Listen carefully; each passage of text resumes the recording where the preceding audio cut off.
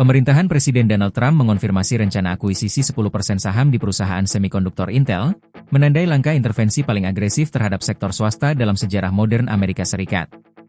Presiden Donald Trump ingin menempatkan kebutuhan Amerika di urutan pertama, baik dari perspektif keamanan nasional maupun ekonomi, ujar Sekretaris Pers Gedung Putih Caroline Leavitt, Selasa 19 Agustus pekan lalu, setelah berhari-hari muncul spekulasi di media.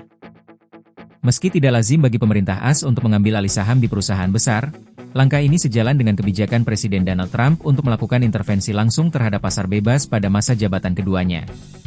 Produsen chip Nvidia dan AMD baru-baru ini sepakat membayar sekitar 15% dari penjualan mereka di China kepada pemerintah Amerika Serikat.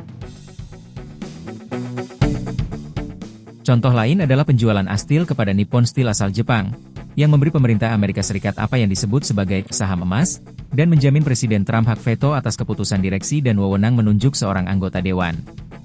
Bulan lalu juga diumumkan bahwa pemerintah di Washington akan menjadi pemegang saham terbesar di satu-satunya tambang logam tanah jarang yang masih beroperasi di Amerika Serikat milik MP Materials. Lebih dari sekadar akuisisi, pemerintahan Trump benar-benar mempercayai luasnya kewenangan pemerintah dalam melakukan intervensi di sektor swasta, dan giat menggeser batasnya, kata Jeffrey Gertz, peneliti senior di Center for a New American Security, kepada DW. Dia menyebut intervensi bisnis sebagai sesuatu yang tidak biasa, dan berbeda dengan doktrin pemerintahan Amerika Serikat sebelumnya yang cenderung merangsang pertumbuhan tanpa keterlibatan langsung. Trump, menurutnya, mengambil pendekatan yang lebih personal dan terarah.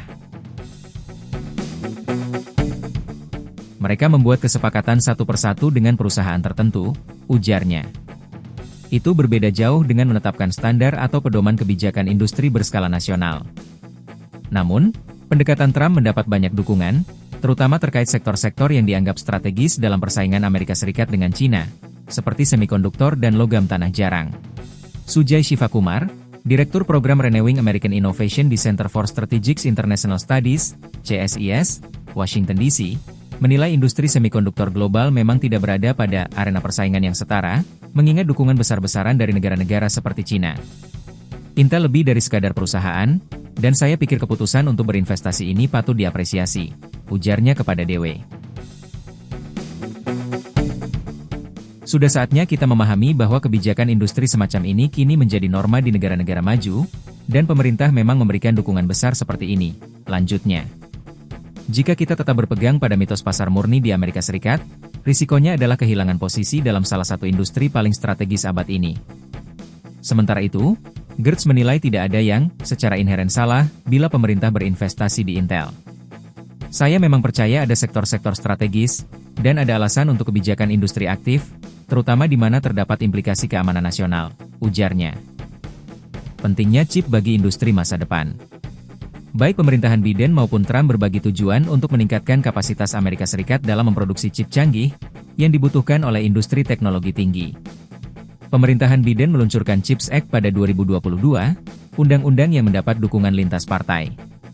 Regulasi itu mengalokasikan bantuan federal serta hibah bagi perusahaan seperti Intel, Taiwan Semiconductor Manufacturing Corporation, TSMC, dan Samsung untuk memperkuat produksi di wilayah Amerika Serikat. Tapi jika Samsung berasal dari Korea Selatan dan TSMC dari Taiwan, Intel menjadi kandidat paling jelas untuk memperkuat produksi di dalam negeri. Namun, perusahaan yang bermarkas di Santa Clara, California, itu menghadapi banyak masalah dalam beberapa tahun terakhir. Intel tidak hanya kewalahan mengimbangi TSMC dalam memproduksi semikonduktor tercanggih, tapi juga gagal merebut pasar chip data AI yang kini dikuasai Nvidia. Alhasil, pendapatan melesu dan harga saham anjlok. Trump, yang sebelumnya mengkritik CHIPS Act, bahkan sempat menyerukan Direktur Utama Intel Lip Bu Tan untuk mundur awal bulan ini. Namun setelah bertemu dengan Tan, sikap Trump berubah seiring menguatnya rencana pemerintah menguasai saham Intel. Shivakumar menilai Intel adalah satu-satunya perusahaan nasional yang masih berpeluang mengembalikan dominasi Amerika Serikat dalam produksi chip canggih, sehingga pantas mendapat dukungan pemerintah. Intel butuh permintaan komersial agar produk-produknya layak, tapi juga butuh kelayakan untuk bisa menjaring permintaan, katanya. Mereka terjebak di situ. Tanpa sinyal kuat yang memberi dorongan, perusahaan ini hanya akan berputar di tempat. Hantu bernama kapitalisme kroni. Bloomberg melaporkan bahwa kesepakatan ini bisa melibatkan pemerintah Amerika Serikat mengambil saham sebagai imbalan atas sebagian hibah yang diberikan kepada Intel melalui CHIPS Act. Menteri Perdagangan Amerika Serikat, Howard Lutnick, yang memimpin negosiasi untuk pemerintah, mengatakan kepada CNBC bahwa Amerika Serikat seharusnya bisa diuntungkan dari skema tersebut. Itulah persis perspektif Donald Trump, kenapa kita memberikan perusahaan uang sebanyak $100 miliar, katanya. Jika kesepakatan itu terwujud, bukan mustahil akan muncul kekhawatiran terhadap pendekatan pemerintahan Trump yang semakin agresif dalam intervensi langsung ke lingkup korporasi Amerika. Ada risiko munculnya kapitalisme kroni, kata Gertz. Anda bisa sampai pada situasi di mana persaingan melemah, inovasi jangka panjang terhambat, karena ada beberapa perusahaan yang dimanjakan dan bisa jadi malas, sebab tahu mereka dilindungi negara.